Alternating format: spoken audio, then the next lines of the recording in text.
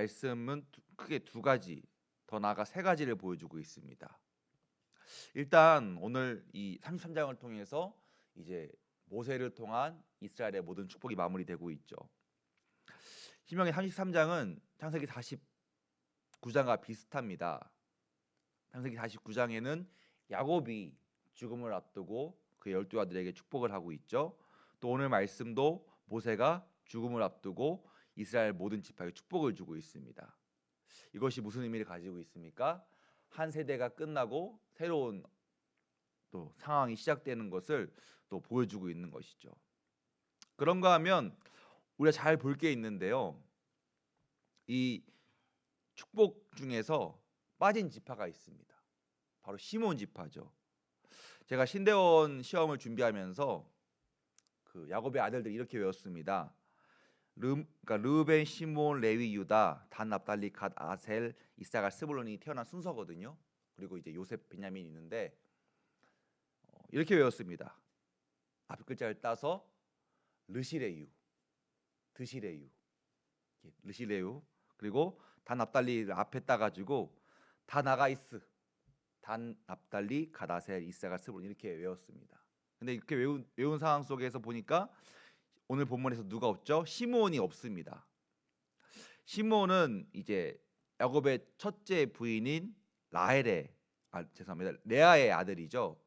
근데 왜 이 창세기 49장에는 야곱이 축복하는데 왜 여기 모세의 축복에는 없을까요? 그것은 중요한 사건이 있었습니다. 사실 야곱이 시몬과 레위에게는 저주를 내렸습니다. 그것을 창세기 34장에서 그 야곱의 딸인 디나가 이방의 땅에 가서 구경을 하다가 나쁜 일을 당하게 되죠. 그러자 오빠였던 시므온과 레위가 그 땅 남자에게 이렇게 말합니다. 자기 누이와 결혼하기 위해서는 너희가 할례를 받으라고 이렇게 말을 하니까 그 야곱의 딸을 사랑했던 그 이방 땅의 족장의 아들이 이제 설득해가지고 다 할례를 받고 누워 있게 됩니다. 그러자 디나의 오빠였던 시몬과 레위가 가서 그 모든 남자를 다 죽여버리고 누이를 구해오죠. 그러자 그런 상황 속에서 야곱은 함부로 행동한 시몬과 레위를 저주하게 됩니다. 자, 그런데 시간이 지나서 출애굽기 32장에서 이스라엘 백성들이 금송아지 우상 숭배를 하게 되죠. 그러자 모세가 또 그 상황 속에서 진노하게 되고 그런 상황 속에서 여호와의 편에 있는 자는 돌아오라고 말을 하니까 그 상황 속에서 이제 레위 지파가 이제 하나님의 말씀을 순종하게 되면서 또 우상 숭배한 자들을 처단하는 또 의로운 길로 돌아오게 됩니다. 그런가 하면 시므온 지파는 민수기 25장에서 모압 왕 발람이 했던 그 괴계에 빠지게 되죠. 그것이 뭐냐면은 이 모압 왕 발람이 이스라엘을 흩뜨리기 위해서 음행을 하도록 이방 여인을 그 근처에 머무르게 하니까 그 당시 가장 그 음행을 행했던 지파가 바로 시므온 지파였습니다. 즉 야곱의 저주에 대해서 레위 지파는 그 저주를 이기고 다시 말씀으로 돌아왔는데 시므온 지파는 오히려 그 말씀을 더 어기게 되는 죄를 짓게 되죠. 그래서 이처럼 오늘 33장에 등장하는 지파 가운데 시므온 지파는 빠져 있습니다. 그래서 학자들은 말하기를 비록 시므온 지파에 언급이 되어 있지는 않지만 이들이 그들의 형제였던 그러니까 르우벤이나 레위나 유다의 분깃을 함께 한 것으로 그들을 여기고 있습니다. 또 그런 상황을 뒤로하고 오늘 말씀에서는 이제 또 스불론, 이사갈, 갓, 단, 납달리, 아셀이 기록이 되어 있습니다. 먼저 스불론, 이사갈은 야곱의 첫째 부인이었던 레아의 후손들입니다. 근데 그들은 어떠한 복을 받고 있습니까? 그들은 특별히 좋은 땅을 받고 있습니다. 먼저 스불론은 그들이 이스라엘의 지도에서 서쪽, 즉 해변에 위치함으로써 그들은 밖으로 나가면, 즉 해변을 통해서 여러 무역으로 돈을 벌 수 있는 그러한 복을 받게 됐고요. 이사갈은 그들이 또 내륙의 위치에서 또 좋은 땅을 차지함으로써 스불론과 이사갈은 또 항구의 위치와 내륙의 그 좋은 땅을 통해서 그들이 복을 받게 됨을 또 우리에게 지금 말하고 있습니다. 또 중요한 것은 또 이어지는 네 개의 지파 갓, 단, 납달리, 아셀입니다. 이 갓은 레아의 여종인 실바의 첫째 아들이고요. 또한 단은 라헬의 여종인 빌하의 첫째 아들입니다. 그래서 야곱의 둘째 부인 라헬이 아이를 못 가지니까 질투하게 돼서 자기의 여종을 통해서 야곱을 통해 아들을 낳게 하죠. 그래서 첫째 아들이 단이고 또한 갓도 그런 동생 라헬을 보고 레아가 자기의 여종을 통해서 아들을 낳아서 이 갓과 단은 레아와 라헬의 여종이 낳은 첫째 아들들입니다.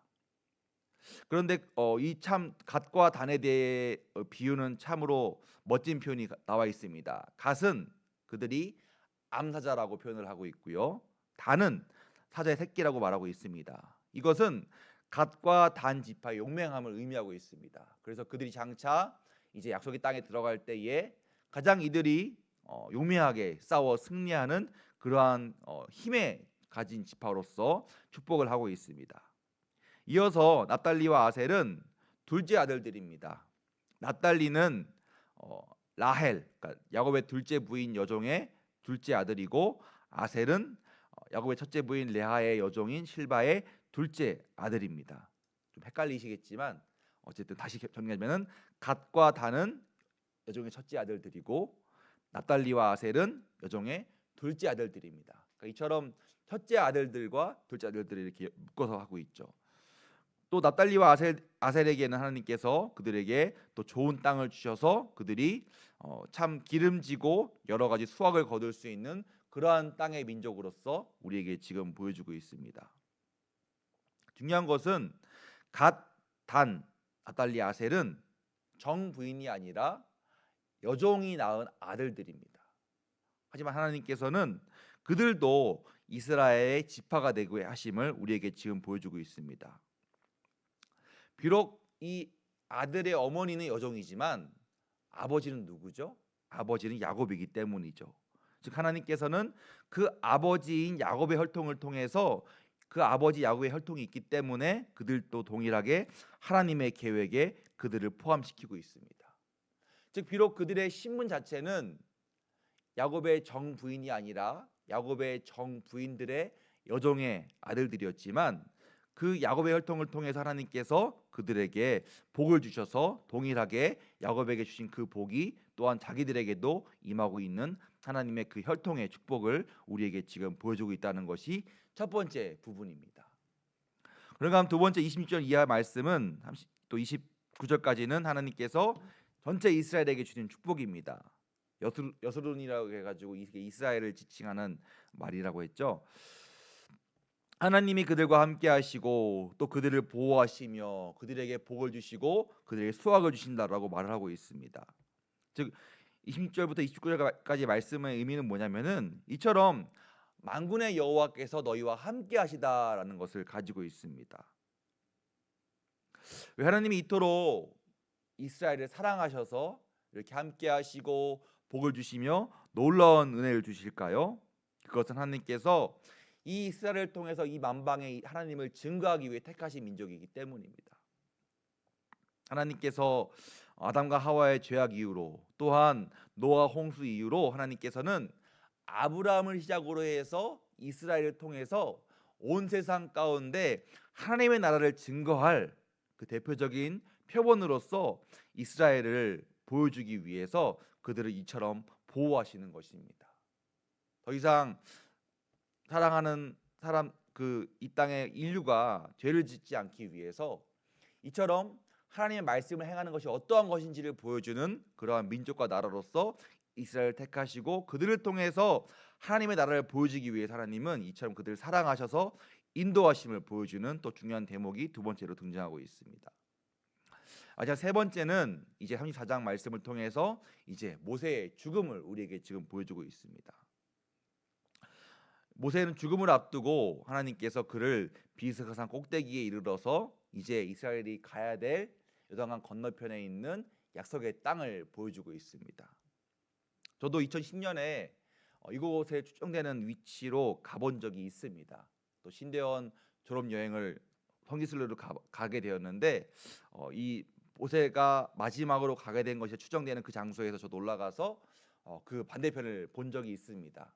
그래서 참 높은 위치에 있는 산이고요. 그 밑으로 요단강이 흐르고 있고 그 건너편에 오늘 본문에처럼 광활한 그 땅이 보여 있는 그런 위치였습니다.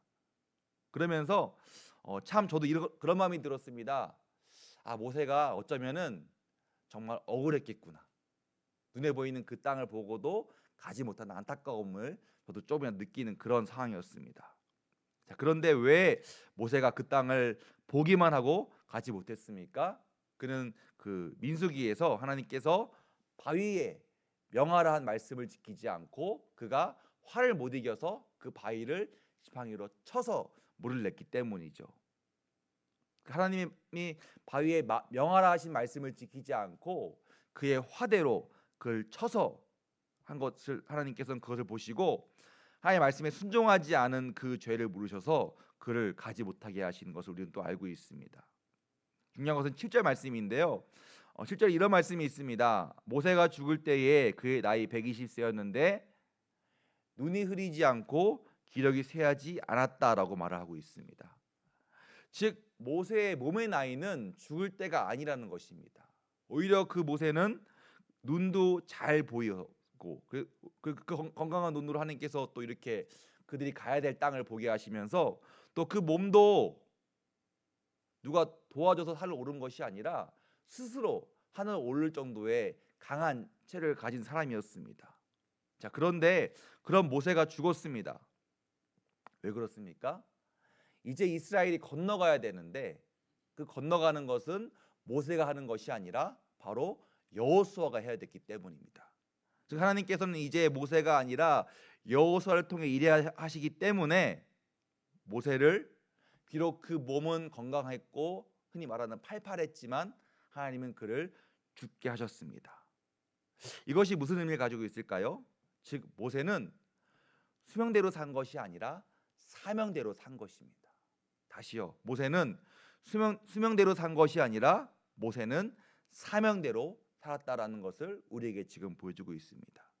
즉 모세의 사명은 여기까지이기 때문에 하나님은 그를 마지막으로 하게 하신 것이고 그 다음 사명인 여호수아에게 주심으로써 여호수아가 그 사명을 이어가도록 우리에게 지금 보여주고 있는 것이 또한 모세의 죽음의 특징입니다. 성도 여러분, 사람들은 수명대로 살아갑니다. 때로는 그 수명을 길게 하기를 원합니다. 최근에 뉴스를 봤는데요. 미국의 한 부자가 있습니다. 그 부자의 나이는 그 생물학적인 나이로 그 부자의 나이는 살아온 연수는 86세인데 그 부자가 쓴 돈과 그 어떤 관리를 통해서 그 부자의 생물학적인 나이는 36세라고 그 기사는 말하고 있습니다. 86세의 할아버지가 그 건강하게 살기 위해서 여러 가지 돈을 통해서 운동하고 약을 먹고 해서 그 부자는 몸의 나이는 36세라고 그렇게 기사는 떴습니다. 그래서 이처럼 이렇게 사람이 관리학에 따라서 86세의 세월을 살아왔지만 정작 몸은 36세라고 이렇게 하고 딱 수명을 참 거스르는 여러 가지의 모습들이 인간의 모습이기도 합니다. 하지만 우리 그리스도인은 오늘 모세가 보여주는 것처럼 수명대로가 아니라 사명대로 사는 것이 중요하다는 것을 우리에게 지금 보여주고 있습니다. 성도 여러분, 우리의 사명은 무엇입니까? 여러 가지 사명이 있을 것이지만 중요한 것은 우리의 사명은 바로 우리의 삶으로 주님을 증거하는 것입니다. 나이가 어리든 나이가 어리지 않든 어른이든 때로는 어르신이든 우리의 사명은 즉 복음을 증거하는 것입니다. 또 그것은 주님 부르시는 그 때까지 우리가 늘 하는 것임을 우리는 기억해야 될 것입니다. 살면서 때로는 이해하기 어려운 죽음이 있을 수 있습니다. 그리스도인인데 어린 나이에 죽는 사람도 있습니다. 그래서 사람들은 슬퍼하죠. 어린 아이가 어린 청년이 또 어린 또 어린 어떤 장년이 그들이 수면대로 살지 못하는 것을 안타까워할 때가 있습니다. 하지만 그리스도인의 죽음은 수명대로의 죽음이 아니라 오늘 모세를 통해 우리가 보는 것처럼 사명대로의 죽음이라는 것을 우리가 기억해야 될 것입니다. 물론 때로는 그 어린 나이의 죽음에 대해서 슬픔이 있고 많은 어떤 충격이 있을 수 있습니다. 또 한편으로는 하나님께서 그 사람을 사명대로 살게 했기 때문에 또 그를 부르셔서 한나라로 인도하셨다는 것을 우리가 기억해야 될 것입니다. 모세는 어쩌면 그의 그 상황 속에서 그 건강한 눈으로 바라본 그 건너편의 약속의 땅, 또 내가 힘들지 않고 산에 올라와서 봤는데 이런 힘을 가지고 보지 못하는 안타까움이 있을 수 있습니다.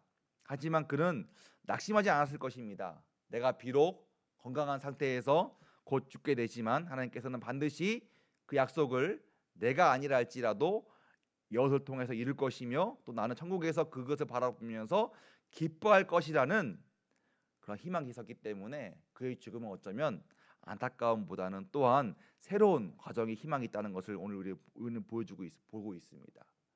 특히처럼 우리도 마찬가지로 우리가 비록 수면대로 살아가는 것에 안타까워하는 것이 아니라 오늘 모세와 같이 사명대로 살아가는 것이야말로 우리가 가질 수 있는 축복이며 그 사명대로 살아가는 것을 고백하며 소망하는 우리의 삶이 되기를 간절히 소망합니다.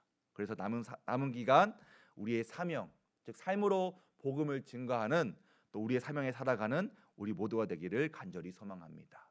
기도하겠습니다.